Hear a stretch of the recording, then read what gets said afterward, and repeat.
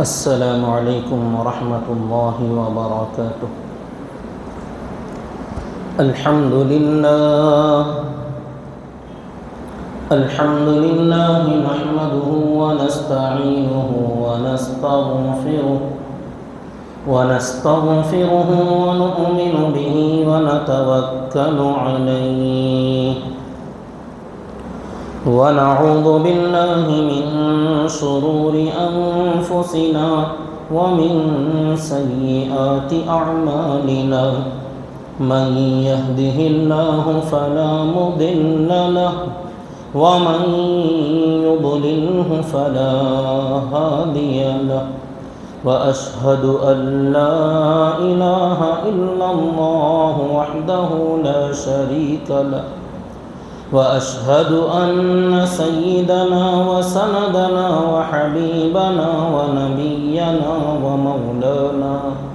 ومولانا محمدا عبده ورسوله أما بعد فأعوذ بالله من الشيطان الرجيم بسم الله الرحمن الرحيم فقد قال الله تبارك وتعالى في القرآن المجيد والفرقان الحميد لقد صدق الله رسوله الرؤيا بالحق لتدخلن المسجد الحرام إن شاء الله آمنين محلقين رؤوسكم ومقصرين لا تخافون فعلم ما لم تعلموا فجعل من دون ذلك فتحا قريبا صدق الله العظيم وصدق رسوله النبي الكريم ونحن على ذلك لمن الشاهدين والشاكرين والحمد لله رب العالمين اللهم صل على محمد وعلى آل محمد كما صليت على إبراهيم وعلى آل إبراهيم إنك حميد مجيد اللهم بارك على محمد وعلى آل محمد كما باركت على إبراهيم وعلى آل إبراهيم إنك حميد مجيد۔ محترم بزرگان اسلام و برادران ملت اور میرے معزز سامعین کرام، اللہ تبارک و تعالی نے اپنے پیارے نبی حضرت محمد صلی اللہ علیہ وسلم کو اپنی امت کی ہدایت اور رہبری کے لیے مبعوث فرمایا، اور آپ نے دنیا کے تمام معاملات، معاشرت، اخلاقیات، عبادات، ایمانیات، ہر لائن کی تعلیم آپ نے امت کو دی۔ عبادات کے لائن میں جو نماز، روزہ، زکوٰۃ وغیرہ کی تعلیم آپ نے دی، اسی میں سے ایک عبادت ہے حج۔ ایک ہوتا ہے حج اکبر، بڑا حج جو صرف مخصوص دنوں میں ذی الحجہ میں کیا جاتا ہے، اور ایک ہوتا ہے حج اصغر، چھوٹا حج جس کو عمرہ کہا جاتا ہے۔ یہ پورے سال میں سوائے ان حج کے 5 دنوں کے کبھی بھی ادا کر سکتے ہیں۔ اللہ کے پیارے نبی صلی اللہ علیہ وسلم نے اپنی پوری زندگی میں حج ایک ہی کیا ہے، اس کو حجۃ الوداع کہتے ہیں کہ وہی آپ کا پہلا اور وہی آپ کا آخری حج تھا۔ لیکن عمرے آپ نے 4 مرتبہ کیے، جن میں سے 3 مکمل ہوئے، ایک عمرہ ناقص تھا، جس کا تذکرہ ہمارے یہاں چلتا ہوا آ رہا ہے کہ سن 6 ہجری میں آپ کو اللہ تعالیٰ نے خواب میں دکھایا کہ آپ احرام باندھے ہوئے ہیں، حرم کے اندر داخل ہو رہے ہیں، ایک دم امن کے ساتھ، اطمینان کے ساتھ، اور اپنا سر منڈوا رہے ہیں، محلقین رؤوسکم ومقصرین، اور بعض صحابہ اپنے سر کے بال کتر رہے ہیں۔ یہ آپ نے خواب دیکھا، جب صحابہ کو بتایا تو سمجھا کہ اب عمرے کی اجازت دی گئی ہے اور عمرہ ہو جائے گا، اس لیے صحابہ کرام نکل پڑے، لیکن درمیان میں روک دیا گیا سن 6 ہجری میں، اور وہ حدیبیہ کے مقام پر طرح طرح کی رکاوٹیں پیدا کی گئیں، اور صحابہ کرام عمرہ کیے بغیر اپنا احرام اسی حدیبیہ میں کھول کر واپس چلے گئے۔ تو بعض صحابہ کرام کو شک ہوا کہ اللہ کے نبی صلی اللہ علیہ وسلم کو خواب میں تو دکھایا گیا کہ عمرہ کر رہے ہیں، حرم میں داخل ہو رہے ہیں، جبکہ یہ کام پورا ہوا ہی نہیں، اور خواب اللہ کے نبی صلی اللہ علیہ وسلم کا جو کہ جھوٹا ہو ہی نہیں سکتا، تو یہ کیسے ممکن کہ یہاں پر روک دیا گیا، ہم کو اندر جانے نہیں دیا گیا؟ تو تھوڑا بہت شک جو پیدا ہوا، اگلا سال جب اللہ کے نبی صلی اللہ علیہ وسلم نے اسی عمرے کی قضا کی جس کو عمرۃ القضا کہتے ہیں، تو اب بات سمجھ میں آئی کہ خواب میں جو دکھایا گیا تھا وہ اس سال ہوگا، یہ نہیں کہا گیا تھا بلکہ ہوگا، تو 1 سال کے بعد اس خواب کی تعبیر پوری ہوئی۔ تو ضروری نہیں ہے کہ خواب جو بندہ جب دیکھے تبھی اس کا رزلٹ سامنے آ جائے، بعض خواب تو 10 سال کے بعد اس کی تعبیر وجود میں آتی ہے، بعض خواب 20-25 سال کے بعد وجود میں آتے ہیں جو اللہ تبارک و تعالیٰ نے سچے خواب بندوں کو دکھائے ہوتے ہیں، اور بعض رات میں دیکھا صبح میں ہو گیا، ایسا بھی ہوتا ہے۔ وہ الگ الگ ٹائپ کے ہوتے ہیں، طرز کے ہوتے ہیں، جو اللہ تبارک و تعالیٰ وقتاً فوقتاً اپنے نیک بندوں کو خاص کر سچے خواب عطا فرماتے ہیں۔ اس میں نیک بندوں کی ایک شرط ہے،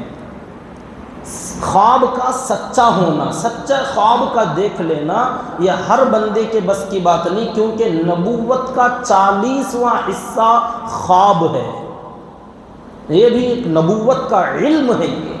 جیسے قرآن کا علم، حدیث کا علم، شریعت کا علم، حلال و حرام کا علم، جائز و ناجائز کا جو علم ہے یہ انبیاء کرام کو دیا جاتا ہے، ایسے ہی خواب میں سچے خواب کا دیکھنا، رؤیا صادقہ کا دیکھنا، جو کہ ہمارے نبی صلی اللہ علیہ وسلم کو وحی کے نازل ہونے سے پہلے اور رؤیا صادقہ دکھائے جاتے تھے، سچے خواب، اور یہ نبوت کا سٹارٹنگ مرحلہ، شروعات کا دور تھا، جس میں آپ جو رات کو دیکھتے صبح میں وجود میں آ جاتا تھا۔ اب یہاں پر جو آپ نے خواب دیکھا صحابہ کو بتایا، تو اس کی تعبیر 1 سال کے بعد پوری ہوئی۔ بعض صحابہ نے سمجھا کہ آپ نے خواب دیکھا تو ابھی ہو جائے گا، جو کہ اس سال نہیں ہوا،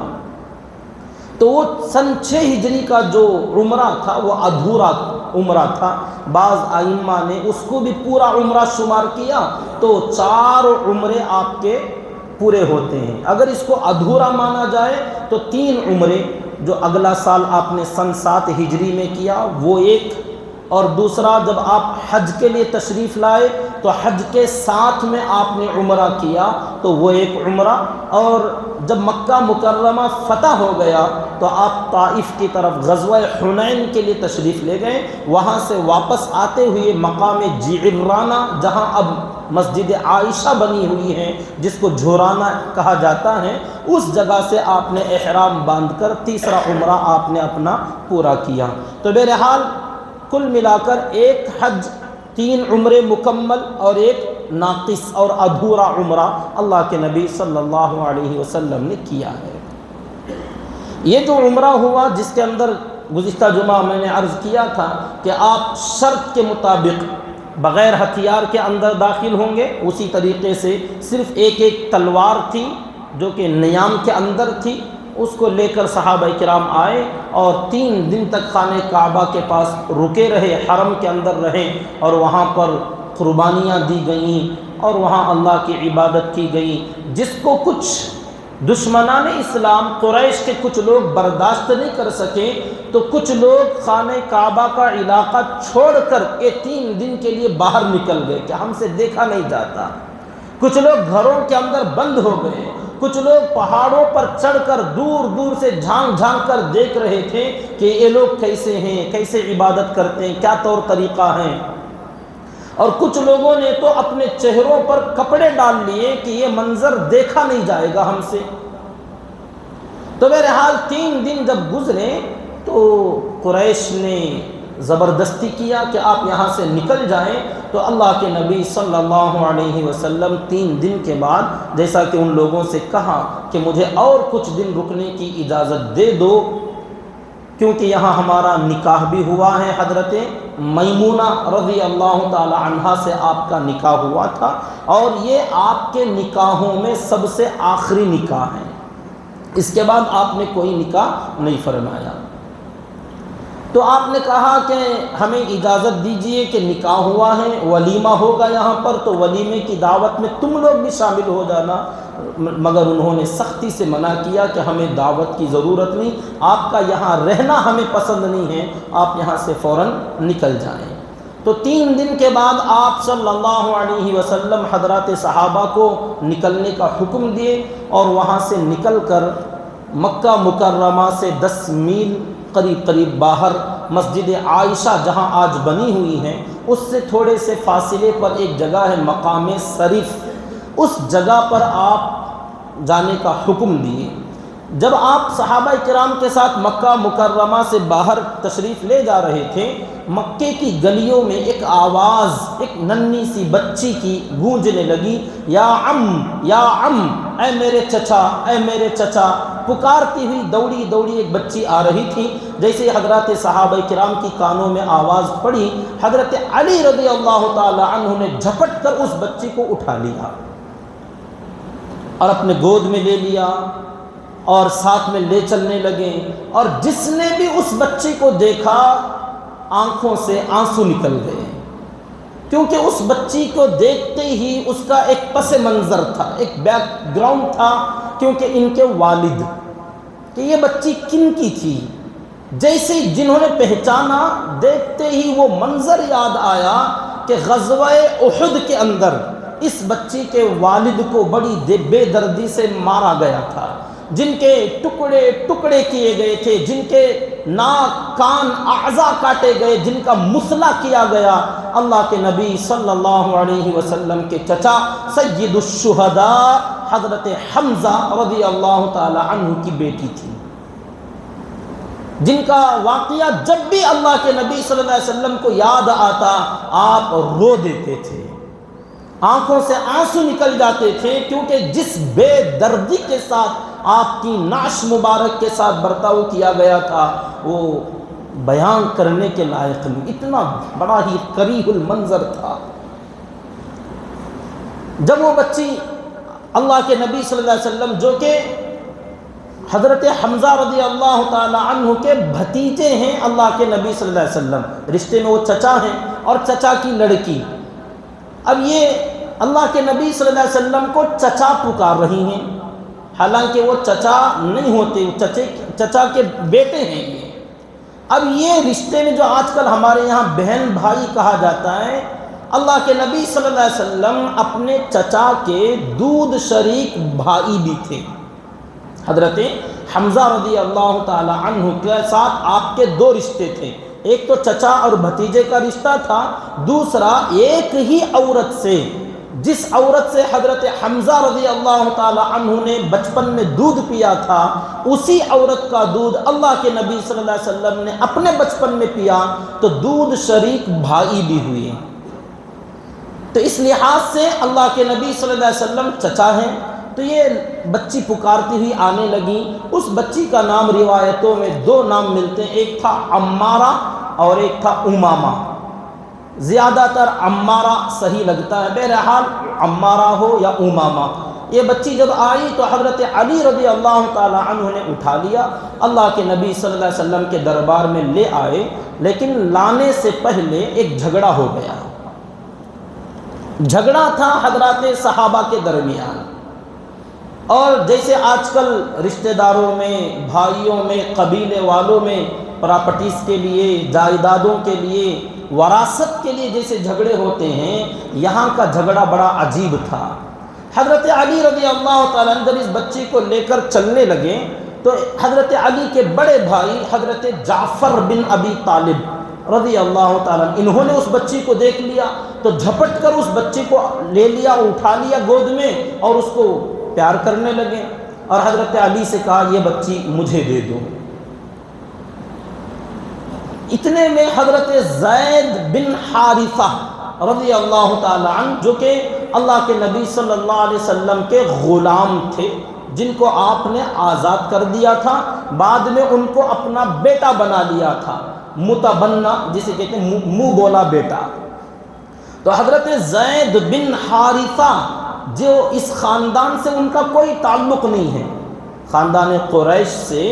یا اللہ کے نبی صلی اللہ علیہ وسلم کی رشتہ داری سے ان کا تعلق صرف اتنا ہے کہ وہ کسی دوسرے شہر کے تھے، دوسرے علاقے کے تھے، بچپن میں ان کو پکڑ کر لایا گیا، مکے میں بیچ دیا گیا۔ حضرت خدیجہ رضی اللہ تعالی عنہا نے اس بچے کو، زید بن حارثہ کو خرید لیا اور اللہ کے نبی صلی اللہ علیہ وسلم کے حوالے کیا تھا۔ تو اس بچے کو جو غلام بن کر آیا تھا، آقا نے اس کو اپنا بیٹا بنا لیا، منہ بولا بیٹا۔ تو لوگ زید بن محمد کہا کرتے تھے کہ یہ محمد صلی اللہ علیہ وسلم کا بیٹا ہے، لیکن جب اللہ تعالیٰ نے فرمایا ادعوہم لآبائہم، کہ منہ بولے بیٹے بیٹیاں جو بھی ہوتے ہیں ان کو ان کے اصل باپ کا نام دے کر پکارا کرو، پالنے والے باپ کا نام نہ لگایا کرو، کیونکہ اس میں رشتے گڑبڑ ہوتے ہیں۔ تو جب یہ حکم آیا تو پھر زید بن محمد کے بجائے زید بن حارثہ، ان کے جو اصل والد ہیں، اس نام سے پکارا جانے لگا۔ یہ میں اس لیے بتا رہا ہوں کہ یہ بھی اس جھگڑے میں شامل ہوئے۔ کیا تھا جھگڑا؟ یہ آئے اور کہنے لگے اس بچی کو میرے حوالے کرو اور اس کو پالنے کا حق مجھے دو۔ یہ تین حضرات، حضرت جعفر جو کہ حضرت علی کے بڑے بھائی ہیں، حضرت علی اور حضرت زید بن حارثہ رضی اللہ تعالی عنہم، اس بچی کی پرورش کے لیے اور اس بچی کو پالنے کے لیے اور اپنے پاس رکھنے کے لیے ان میں آپس میں اختلاف کی نوبت آ گئی۔ اللہ کے نبی صلی اللہ علیہ وسلم کے پاس لے کر آئے اور تینوں نے اپنا دعویٰ پیش کیا کہ اس بچی کے زیادہ حقدار کون ہیں۔ ایک تو یہ بچی یتیم ہے، اور اللہ کے نبی صلی اللہ علیہ وسلم کا فرمان ہے دنیا میں سب سے بہترین گھر جانتے کون سا ہے؟ آقا نے فرمایا پوری دنیا میں سب سے بہترین گھر وہ ہے جس گھر میں کوئی یتیم رہتا ہو۔ جس بچے کا باپ بچپن میں مر گیا، انتقال کر گیا، وہ بچے جو بچے بچیاں یتیم کہلاتے ہیں، اور یتیم کی حد ہے بالغ ہونے سے پہلے۔ جب بالغ ہو جائیں تو پھر یتیمی ختم۔ بعض لوگوں کو ہم نے سنا ہم یتیم ہیں، بڑھاپے میں یتیم کیسے ہو جائیں گے آپ؟ یتیمی کا زمانہ بچپن کا ہوتا ہے، شیر خارگی کا زمانہ۔ تو یہ نابالغ بچے جب تک رہیں گے اس وقت تک اگر والد کا انتقال ہو جائے تو ان بچوں کو یتیم کہا جاتا ہے۔ تو آپ نے فرمایا دنیا میں سب سے بہترین گھر وہ ہیں جس گھر میں کوئی یتیم رہتا ہو، ایک شرط۔ دوسری شرط یہ ہے اس بچے کے ساتھ، یتیم کے ساتھ اچھا معاملہ کیا جاتا ہو۔ یتیم تو ہوتے ہیں بہت سارے لوگوں کے گھروں میں، مگر ان کے ساتھ بڑا نازیبا سلوک، ناگفتہ بھی حالت کہ بیان نہیں کیا جا سکتا، کہ ان بچوں کو غلاموں کی طرح اپنے گھروں میں رکھنا اور ان کے ساتھ اپنے بچوں کے ساتھ ملا کر بدسلوکی کرنا اور ان کو دوہری نگاہ سے دیکھنا اور رویہ غلط سلط اختیار کرنا آج کل تو دنیا میں بہت مشہور ہے۔ لیکن آقا نے ترغیب دی امت کو کہ اگر کبھی ایسا موقع ملے کسی یتیم کو پالنے اور پرورش کرنے کا تو اسے اپنے لیے سنہرا موقع، گولڈن چانس سمجھو، اور اگر کبھی پرورش کا موقع نہ ملا کم از کم کبھی تمہیں پتہ چل جائے، اپنے رشتہ داروں میں، خاندان میں، محلے میں ہوتے ہیں، اگر کوئی ایسا بچہ سامنے آ جائے جس کا والد دنیا میں نہیں ہے، یتیم تمہیں نظر آئے تو اس کے سر پر شفقت سے ایک مرتبہ ہاتھ پھیر دینا،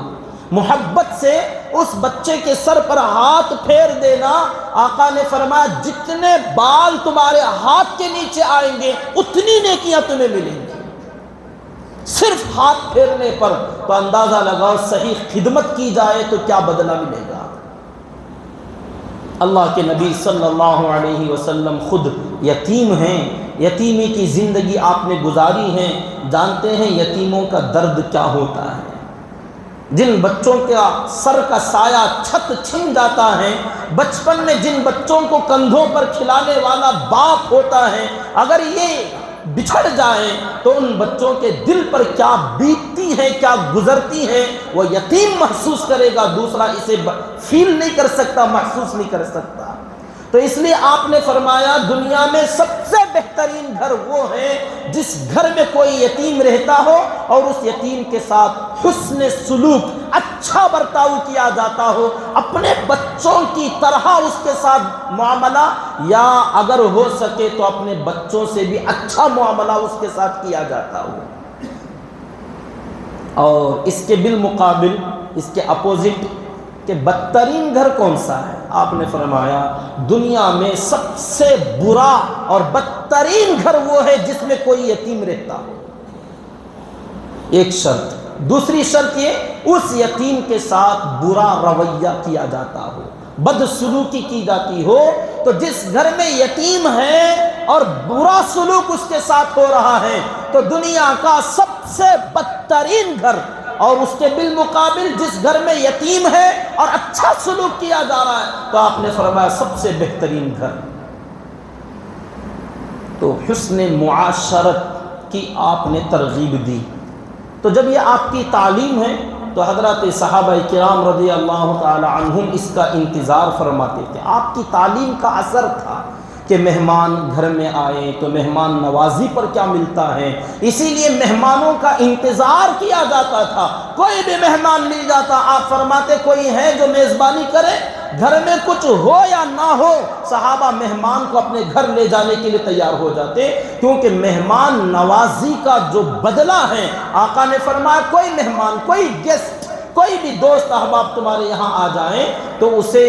عزت کے ساتھ بٹھاؤ، اور اس کو جب بیٹھنے کے بعد صرف اس کے آرام کے لیے ایک تکیہ دو کہ وہ ٹیک لگا لے، کمر سے لگا لے، سر کو لگا لے، صرف اس کے آرام کے لیے تکیہ پیش کرو، تو صرف تکیہ دینے پر اس میزبان کی مغفرت ہو جائے گی۔ آپ اندازہ لگائیے، اتنی چھوٹی سی خدمت جس میں کوئی خرچ نہیں، کہ آپ نے تکیہ دیا، وہ لے کر نہیں جائے گا، تھوڑی دیر بیٹھے گا، اٹھ کے چلا جائے گا، اتنی سی ادا پر میزبان کی مغفرت ہو جاتی ہے، تو اس کے کھلانے پلانے، آرام کا خیال رکھنے اور اس کی خدمت کرنے پر کیا اجر ملتا ہوگا۔ تو یہ آپ نے جو ترغیب دی تھی اس کا اثر تھا یہ کہ حضرات صحابہ کرام رضی اللہ تعالی عنہم، بہت سارے واقعات آپ کو ایسے ملیں گے کہ جیسے آج کل ہم ہر بندہ اپنا حق لینے کے لیے لڑتا ہے، مگر صحابہ کرام دوسرے کا حق دینے کے لیے لڑتے تھے، ایک دوسرے کا حق دینے کے لیے لڑتے تھے کہ یہ میرا نہیں تمہارا ہے، اس میں حق تمہارا بنتا ہے۔ اب یہاں خدمت کا موقع آیا تو یہ حضرات لڑ رہے تھے کہ یہ خدمت مجھے ملنی چاہیے، یہ ذمہ داری مجھے دینی چاہیے۔ اللہ کے نبی صلی اللہ علیہ وسلم کے پاس آئے، اب جھگڑا ایسا نہیں تھا کہ چپکے چپکے جوش میں آ کر، اب اتنے سارے صحابہ ہیں پورے خاموش، یہ 3 صحابہ ہی کیوں جھگڑ رہے تھے؟ حالانکہ بڑے بڑے صحابہ موجود، سب کو لڑنا چاہیے تھا، نہیں 3 لوگ، کیونکہ تینوں کے پاس لڑنے کی، اختلاف کرنے کی دلیل موجود تھی۔ اختلاف جب کیا جاتا ہے تو اس اختلاف میں دلیل ضروری ہوتی ہے، چپکے چپکے لڑائی جھگڑا اختلاف نہیں کیا جاتا، علم کی روشنی میں دلیل کی بنیاد پر اختلاف کیا جائے گا۔ اب دلیل کیا تھی؟ حضرت علی رضی اللہ تعالیٰ عنہ کہنے لگے، اے اللہ کے نبی صلی اللہ علیہ وسلم، اس بچی کو میرے حوالے کر دیا جائے، میں اس کی پرورش کروں گا، کیونکہ حضرت حمزہ جیسے آپ کے چچا ہیں ویسے میرے بھی چچا، میرے چچا کی لڑکی ہیں، تو میں زیادہ حقدار بنتا ہوں کہ اس بچی کی پرورش میں کروں۔ اور ویسے حضرت جعفر وہ بھی بھتیجے بنتے حضرت حمزہ کے، اب وہ بھی وہی کہیں گے، تو انہوں نے کہا میں نے اس بچی کو پہلے پکڑ لیا اور پہلے میں نے اٹھا لیا، اپنے گھر لے کر چلا گیا، تو اس بچی کا زیادہ حق مجھے ملنا چاہیے کہ میں اس کی پرورش کروں۔ تو حضرت جعفر رضی اللہ تعالیٰ عنہ جو حضرت علی کے بڑے بھائی تھے، انہوں نے کہا ایک تو بات میری بھی یہی ہے کہ یہ میرے چچا کی بچی لڑکی ہے، اور دوسری بات یہ ہے جو ان سے زیادہ مضبوط دلیل میرے پاس ہے وہ یہ کہ اس بچی کی خالہ یعنی حضرت حمزہ رضی اللہ تعالی عنہ کی جو بیوی تھیں سلمہ بنت عمیس رضی اللہ تعالی عنہ، ان کی بہن تھی حضرت اسماء بنت عمیس رضی اللہ تعالی عنہ، تو اس بچی کی جو خالہ ہیں وہ میرے گھر میں ہے، یعنی ان کی بیوی تھی حضرت جعفر رضی اللہ تعالی عنہ کی۔ تو میرے پاس مضبوط دلیل یہ ہے کہ یہ بچی میرے گھر میں رہے کیونکہ یہ میرے چچا کی بیٹی، اور دوسری بات یہ کہ اس بچی کی خالہ بھی میرے گھر میں رہتی ہے۔ دونوں کی دلیلیں سمجھ میں آتی ہیں۔ تیسرے تھے حضرت زید بن حارثہ، جو کہ ان کے بارے میں نے بتایا یہ غلام تھے، اس خاندان کا حصہ نہیں تھے، پھر بھی یہ دلیل پیش کرنے لگے، کہنے لگے مجھے بھی چاہیے، اس بچی کی پرورش کا حق مجھے ملنا چاہیے۔ دلیل کیا تھی؟ حضرت زید بن حارثہ رضی اللہ تعالی عنہ نے کہا کہ حضرت حمزہ میرے بھائی ہیں، حضرت حمزہ میرے بھائی ہیں، رشتہ ہی نہیں اس خاندان سے، بھائی کیسے؟ وہ بھائی تھا اخوت کا، بھائی چارگی کا۔ جب صحابہ کرام مکے سے ہجرت کر کے مدینہ آئے تو اللہ کے نبی صلی اللہ علیہ وسلم نے دو صحابہ کو ایک دوسرے کا بھائی بنا دیا تھا۔ انصار میں سے مہاجر کو کسی کو جوڑ دیا، بعض مہاجر کو ساتھ میں جوڑ دیا، تو یہ جو پہلے آپ نے معاملہ کیا تھا، ایسی بھائی چارگی میں حضرت حمزہ کا حضرت زید بن حارثہ رضی اللہ تعالی عنہ کے ساتھ آپ نے بھائی چارگی کرا دی تھی کہ تم دونوں بھائی بھائی رہو گے۔ حالانکہ یہ رشتہ جو تھا صرف منہ بولا رشتہ تھا کہ اللہ کے نبی صلی اللہ علیہ وسلم نے کہہ دیا آج کے بعد سے ایک مدینے والے ایک مکے والے، تم دونوں بھائی۔ کسی کو کہہ دیا یہ دونوں ہجرت کر کے آئے ہوئے، تم دونوں آپس میں بھائی بھائی، تو ایک دوسرے کے دکھ درد خوشی غمی اور نفع نقصان ہر چیز میں تم شامل رہو گے۔ ایسی بھائی چارگی آپ نے جب قائم کر دی تو کتابوں میں حضرات صحابہ کرام نے بیان فرما، واقعی روایتیں موجود ہیں کہ اس رشتے کو صحابہ نے اپنے سگے رشتے سے بھی زیادہ نبھایا، کیونکہ یہ وہ رشتہ ہے جسے اللہ کے نبی صلی اللہ علیہ وسلم نے اپنی زبان سے کہہ دیا کہ یہ تمہارا بھائی، تم دونوں آپس میں بھائی ہیں۔ مرتے دم تک اس بھائی چارگی کو صحابہ نبھاتے رہے۔ تو اس بنیاد پر کہنے لگے کہ آپ نے مجھے حضرت حمزہ کا بھائی بنا دیا تھا، تو اب میرے وہ بھائی ہیں جس کی وجہ سے یہ میرے بھائی کی لڑکی اور میں اس کا سگا چچا کہلاتا ہوں، تو مجھے حق زیادہ بنتا ہے کہ اس کی پرورش میں کروں۔ یہاں ایک اور دعوے دار ہو سکتے تھے مگر انہوں نے دعویٰ نہیں کیا، وہ تھیں اللہ کے نبی صلی اللہ علیہ وسلم کی پھوپھی، جو کہ جب یہ پھوپھی ہیں تو حضرت حمزہ رضی اللہ تعالیٰ عنہ کی بہن حضرت صفیہ رضی اللہ تعالیٰ عنہ وہ بھی موجود تھیں، مگر انہوں نے دعویٰ بھی نہیں کیا اور اللہ کے نبی صلی اللہ علیہ وسلم نے ان کا خیال بھی نہیں کیا کہ سگے باپ کی بہن موجود ہے، پھوپھی موجود ہے، تو اس یتیم بچی کو پھوپھی کے حوالے کیا جائے یا چچازاد جو بھائی ہیں ان کے حوالے کیا جائے، یا منہ بولا رشتہ جو بھائی کا ہے زید بن حارثہ ان کو دیا جائے۔ اب اختلاف جب ہو رہا تھا تو اللہ کے نبی صلی اللہ علیہ وسلم نے فیصلہ فرمایا حضرت جعفر بن ابی طالب رضی اللہ تعالی عنہ کے حق میں کہ علی اگرچہ تم نے پہلے لے لیا، اگرچہ تم حضرت حمزہ کے بھتیجے ہو، سب صحیح، لیکن بچی کو باپ سے زیادہ ماں کی ضرورت پڑتی ہے پرورش کے لیے۔ بچیوں کے لیے یاد رکھیں لڑکیاں باپ سے زیادہ تربیت ماں سے لیتی ہیں، اور ماں کی ضرورت زیادہ ہوگی بچیوں کے لیے، کیونکہ ان کو تمام گھر کے کاروبار کام کاج اور ان کے زندگی کے مراحل آگے کے بلوغت کے اور تمام واقعات جو بتانے والے ہیں، مسئلے مسائل سکھانے والی ایک ماں سکھا سکتی ہے، باپ نہیں۔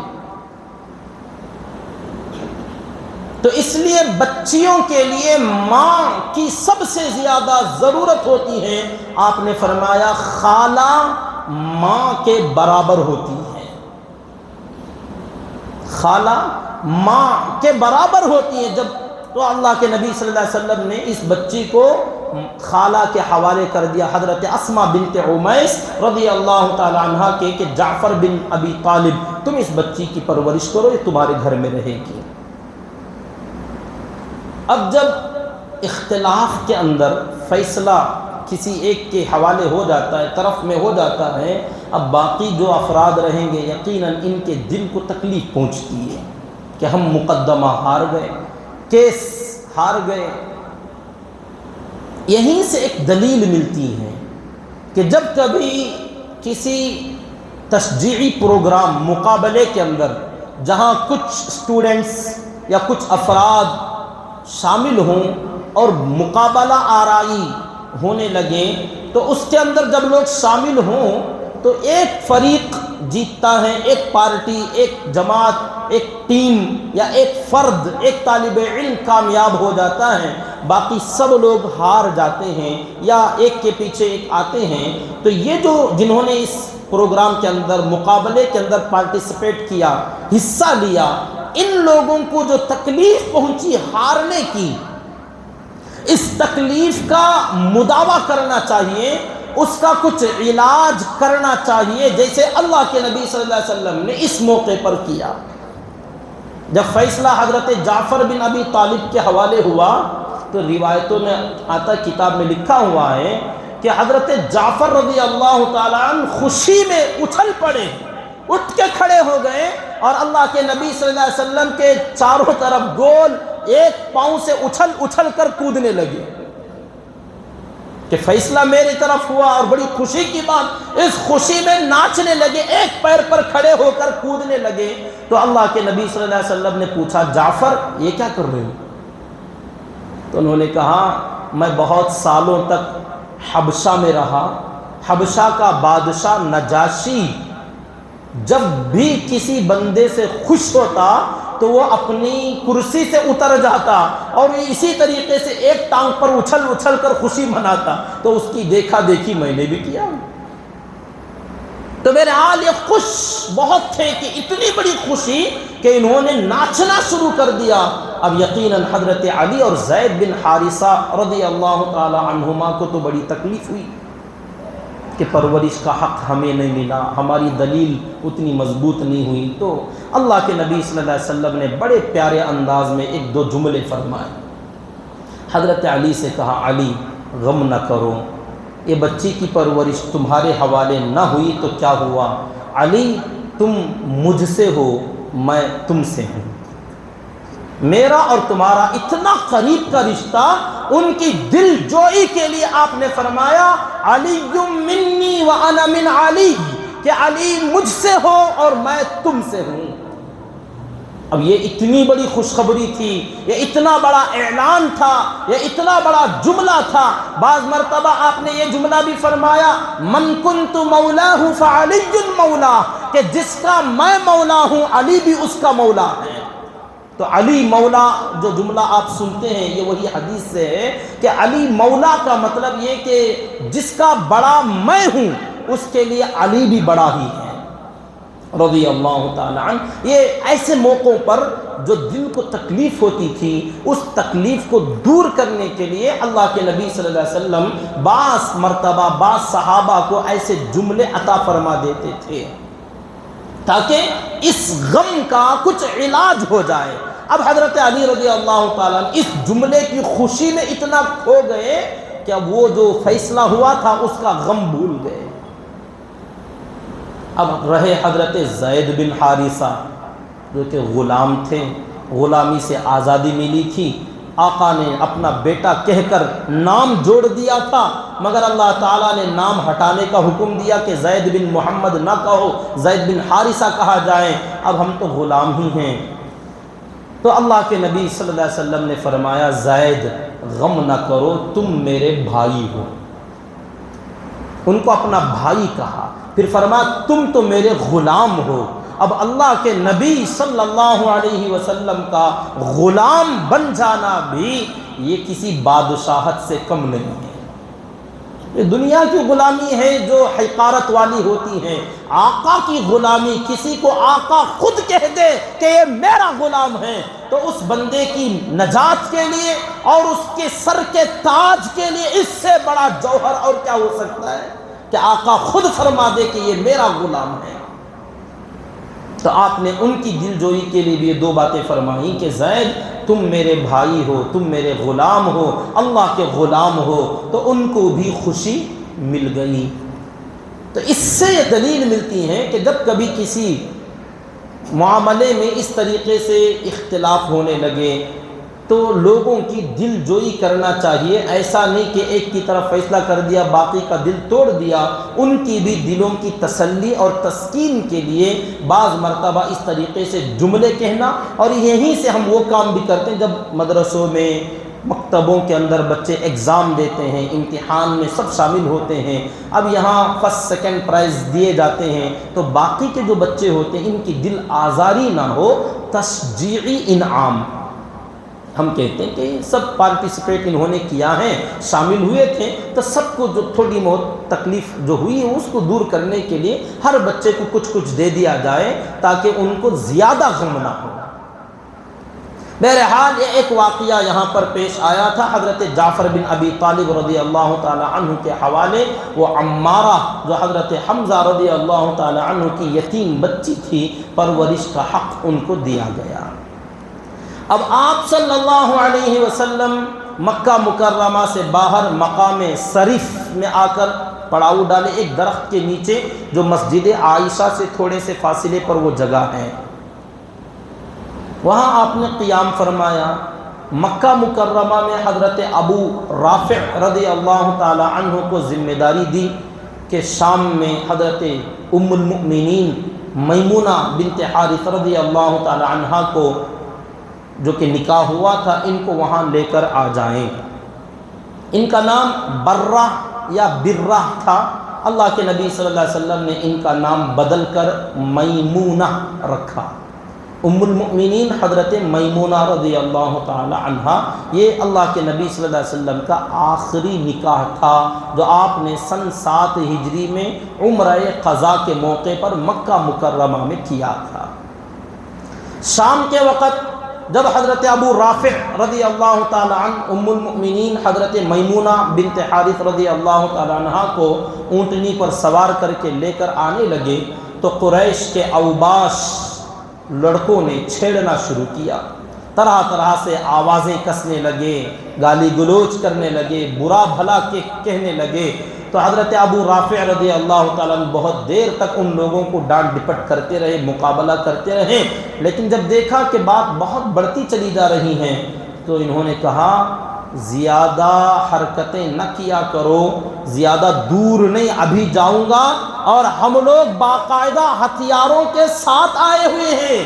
جو مقام یاجج کے اندر رکھ کر آئے تھے، اگر تم نے اور تھوڑی زیادتی کی تو اللہ کے نبی صلی اللہ علیہ وسلم کے پاس شکایت لے جاؤں گا اور باقاعدہ فوج کشی ہوگی اور مکے پر حملہ بھی کر دیں گے۔ تو اتنا سنتے ہی تمام اوباش بھاگ گئے۔ اسی لیے اللہ کے نبی صلی اللہ علیہ وسلم کی وہ دور اندیشی تھی کہ مدینہ منورہ سے جب آپ عمرے کے لیے آ رہے تھے تو باقاعدہ لڑنے کے ہتھیار ساز و سامان کے ساتھ نکلے۔ صحابہ کرام نے رائے بھی دی، یاد دلایا کہ صلح کے اندر طے ہوا تھا کہ ہتھیار نہیں لے کر آئیں گے، مگر آپ ہتھیار لے کے جا رہے ہیں۔ تو آپ نے فرمایا ان مشرکوں کا اعتبار نہیں کیا جا سکتا، ہم ساتھ میں لے جائیں گے مگر مکے میں ہتھیار داخل نہیں کریں گے۔ صلح تو وہ ہوئی ہے نا، تو ہم ساتھ میں لے جائیں گے، اور مکہ مکرمہ سے 10 میل کے فاصلے پر مقام یاجج پر روک دیا تھا، اور 200 افراد اس ساز و سامان کی حفاظت میں لگے ہوئے تھے۔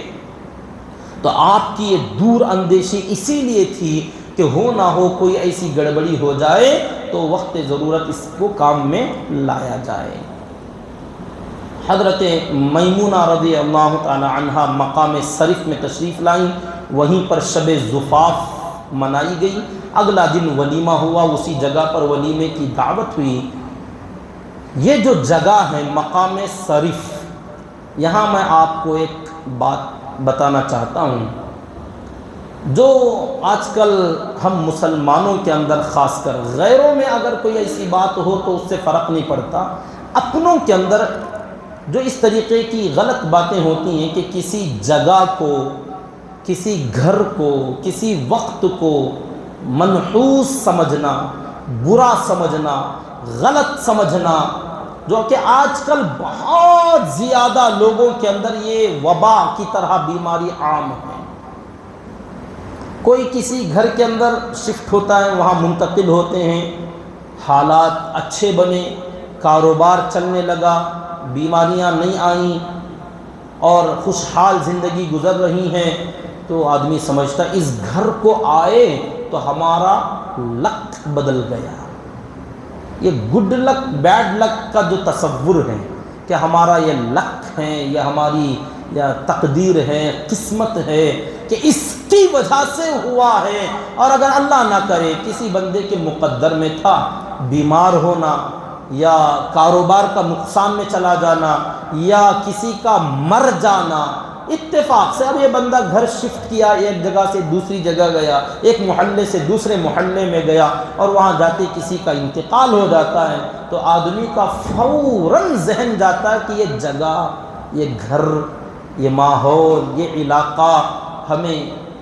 سیٹ نہیں ہوا، ہمیں جمتا نہیں ہے، اس کی نحوست ہے۔ ایسے تو بہت سارے کیسز ہمارے پاس آتے ہیں، فون کالز آتے ہیں، لوگ مل کے پوچھتے ہیں کہ جب سے اس گھر کو ہم گئے ایسا ہو رہا ویسا ہو رہا ہے۔ یہ ہمارا جو عقیدہ ہے یہ یقیناً سراسر شرکیہ عقیدہ ہے، اس میں اللہ کے ساتھ شریک کرنا شامل ہے۔ کسی سے ہمارا تو عقیدہ اور ہمارا تو ایمان ہی یہ ہے لا الہ الا اللہ، کہ اللہ کے سوا کوئی معبود نہیں۔ یہ کوئی نہیں کا مطلب صرف عبادت کے لائق ہی نہیں، بلکہ کچھ کرنے والا، چاہے وہ اچھا ہو یا برا، نفع پہنچانا ہو یا نقصان، کوئی بھی اللہ کے سوا نہ نفع پہنچا سکتا ہے نہ نقصان پہنچا سکتا ہے۔ یہی تو ہمارا اسلام کی دعوت تھی۔ اگر ایسا مکسچر ایمان لانا تھا کہ اللہ بھی کرتے ہیں اور ساتھ میں جگہ بھی ہے، وقت بھی ہے، مہینہ بھی ہے، سال، جیسے ابھی ماہ سفر شروع ہوگا 2-3 دن کے بعد، ماہ محرم میں ایک طرح کی بد عقیدگی، نحوست، اور ماہ سفر شروع ہو جائے اس میں ایک طرح کی بد عقیدگی، نحوست کی، کہ سفر کا مہینہ ہے، اس میں یہ نہیں کرنا، وہ نہیں کرنا، ایسا نہیں کرنا، ویسا نہیں کرنا۔ الامان والحفیظ، کسی وقت کو، کسی گھڑی کو، جیسا کہ لوگ کہتے ہیں کہ میری گھڑی ہی خراب، گھڑی مطلب واچ نہیں، ٹائم، میرا وقت خراب چل رہا ہے، سٹار خراب، میرا ستارہ، بعض لوگ کہتے ہیں ستارہ دیکھ کے بولو۔ اب یہ ستارہ، گھڑی، ٹائم، وقت، یہ تمام چیزوں کو اگر تم اچھے میں یا برے میں شامل کرو گے تو یہ اللہ کے ساتھ تم نے خدا بنا لیا۔ اللہ کے ساتھ، کہ اللہ جیسے ہمارا نقصان پہنچا سکتے ہیں، ایسے یہ وقت بھی، یہ دن بھی، یہ جگہ بھی ہمارا کچھ نقصان کر سکتے ہیں۔ یہی تو شرک ہے۔ ان اللہ لا یغفر ان یشرک بہ، اللہ تعالیٰ کے ساتھ کسی کو بھی شریک کر دیا جائے تو اللہ تعالیٰ ہرگز ہرگز معاف ایسے مشرکوں کی نہیں فرماتے، ایسے لوگوں کی مغفرت نہیں فرماتے۔ تو یہ شرکیہ عقائد جو لوگوں کے ہیں، کسی جگہ پر کسی کا مرنا منحوس نہیں ہوتا، کسی جگہ پر کسی کا پیدا ہو جانا بابرکت نہیں ہوتا۔ اللہ تعالیٰ نے مقدرات لوگوں کے بنائے ہیں، کسی کے مقدر میں یہاں کچھ بھلا ہے، کسی کے مقدر میں یہاں کچھ برا ہے، لیکن یہ سب کچھ اللہ کی طرف سے ہے۔ من جانب اللہ، وہ اللہ کبھی کسی جگہ پر کھلاتا ہے، کسی جگہ پر تمہیں رلاتا ہے، کسی جگہ پر تمہیں ہنساتا ہے، کسی جگہ پر جگاتا ہے، کسی جگہ پر سلاتا ہے۔ ہر کام ایک جگہ نہیں ہوگا، الگ الگ چیزیں اللہ تعالیٰ نے تقسیم فرما رکھی ہیں، ہر کام ایک جگہ نہیں ہوگا۔ اب جہاں اچھا ہوا اسے آپ نے اچھی جگہ سمجھ لیا، جہاں برا ہوا اسے آپ نے منحوس سمجھ لیا، حالانکہ برا ہونا بھی بعض مرتبہ خیر کے لیے ہوتا ہے۔ یہ خود اللہ تعالیٰ کا فرمان ہے، عسیٰ ان تکرہوا شیئا وہو خیر لکم وعسیٰ ان تحبوا شیئا وہو شر لکم۔ بعض چیزوں کو تم اچھا سمجھتے ہو حالانکہ وہ تمہارے لیے بری ہوتی ہیں، بعض چیزوں کو تم برے سمجھتے ہو حالانکہ وہ تمہارے لیے اچھی ہوتی ہیں۔ مثال کے لیے کسی بندے کو ٹھوکر کا لگنا، کبھی گاڑی کا گر جانا، چھوٹا موٹا ایکسیڈنٹ کا ہو جانا، اگرچہ کہ برا ہے لیکن اس میں بھی بہت خیر نکل کے آتا ہے کہ یہ بندہ جو بھول کر بھی کبھی اللہ کو یاد نہیں کرتا تھا، جیسے گرا ہائے رے اللہ زبان سے نکل پڑا۔ اس سے بڑا خیر تمہیں کیا چاہیے کہ جس اللہ کو تم بھول کر بھی نہیں یاد کرتے تھے اب بڑے درد کے ساتھ یاد کرتے ہو۔ یہ خیر نہیں ہے؟ اللہ تعالیٰ ایسے بھولے بسرے بندوں کو یاد دلاتے ہیں کہ میں ہوں، میرا نام بھی تو لے لیا کر کبھی۔ اب ہمیشہ خیر ہی خیر، خوشیاں ہی خوشیاں۔ اب یہ موج مستی میں رب کو یاد نہیں کرتا تو جیسے کبھی کبھار بچہ جب پیدا ہو بعض لوگ آتے ہیں اس کو نوچتے ہیں، تھپڑ مارتے ہیں تاکہ یہ روئے، اور اس کا رونا مزہ آتا ہے، اس رونے کے بعد پیار کرتے ہیں، اس کو رلایا جاتا ہے بچے کو۔ تو اس طریقے سے اللہ تعالیٰ بھی ایسے بھولے ہوئے لوگوں کو یاد دلاتے ہیں ہلکی پھلکی تھپڑ لگا کر۔ بندہ سمجھتا برا ہو گیا حالانکہ وہ برا نہیں، تیرے حق میں خیر ہے کہ جب تک تو تڑپتا رہے گا تیرے گناہ جن کی توبہ تو نے نہیں کی صرف اس کراہنے کی وجہ سے اللہ معاف کر دے گا۔ کہ گناہوں کی معافی جو توبے کے لیے اس کے بغیر معاف نہیں ہوتے تھے، بندے کو جب تکلیف ہوتی ہے تو جتنی دیر بندہ تکلیف میں رہے گا اتنی دیر گناہ جھڑتے رہیں گے۔ تو کیا یہ خیر نہیں ہے؟ لیکن بات سمجھ میں نہیں آتی۔ بہرحال بعض چیزوں کو لوگ برا سمجھتے ہیں حالانکہ وہ خیر ہوتا ہے، بعض چیزوں کو بہت خیر سمجھتے ہیں جیسے مال کا آنا، دولت کا مل جانا، حالانکہ وہ اس بندے کے لیے شر ہوتا ہے کہ جس مال کو تم نے اکٹھا کیا یہی تمہاری جان گنوانے کا بھی سبب بنتے ہیں، یہی تمہارے لیے جان کا دھوکہ بنتے ہیں کہ اس کی وجہ سے تم نے کتنے دشمن پال لیے تمہیں خود سمجھ میں نہیں آتا۔ بہرحال یہ بات میں اس لیے عرض کر رہا ہوں کہ یہ جو مقام شریف جہاں پر اللہ کے نبی صلی اللہ علیہ وسلم نے قیام فرمایا تھا، ام المؤمنین حضرت میمونہ رضی اللہ تعالی عنہا کی شب زفاف، نکاح کے بعد پہلی رات یہاں ان کی گزری۔ اللہ کے نبی صلی اللہ علیہ وسلم نے ان کا ولیمہ وہیں پر کیا، اس کے بعد آپ مدینہ منورہ یہاں سے روانہ ہو گئے۔ حضرت میمونہ رضی اللہ تعالی عنہا بہت دنوں کے بعد 60 سال کی عمر میں تمام اللہ کے نبی صلی اللہ علیہ وسلم کی بیویوں میں، ازواج مطہرات میں سب سے آخر میں جس بیوی کا انتقال ہوا وہ یہی تھی، حضرت میمونہ رضی اللہ تعالی عنہا۔ بڑا عجیب و غریب واقعہ ہے۔ اللہ کے نبی صلی اللہ علیہ وسلم نے فرمایا، میمونہ تم مکے میں رہو گی مگر تمہارا انتقال مکے میں نہیں ہوگا۔ بعض چیزیں آپ نے بتائیں لوگوں کو، تو حضرت میمونہ رضی اللہ تعالی عنہا کی جب آخری وقت میں طبیعت خراب ہوئی، اندازہ لگا شاید یہ مرض وفات ہے، موت کی بیماری ہے، تو لوگوں سے کہنے لگیں، فرمانے لگیں کہ مجھے مکے سے باہر لے چلو، میرے سرتاج نے، میرے نبی نے فرمایا تھا کہ میں مکے میں نہیں مروں گی۔ تو ان کو لے جایا گیا، تو لے جاتے ٹھیک اسی مقام شریف میں جب ان کو لایا گیا، یہیں پر ان کا وہ ڈیرا اور خیمہ ڈالا گیا، تو اسی جگہ پر جہاں ان کی شب زفاف ہوئی تھی اسی جگہ پر ان کا انتقال ہوا۔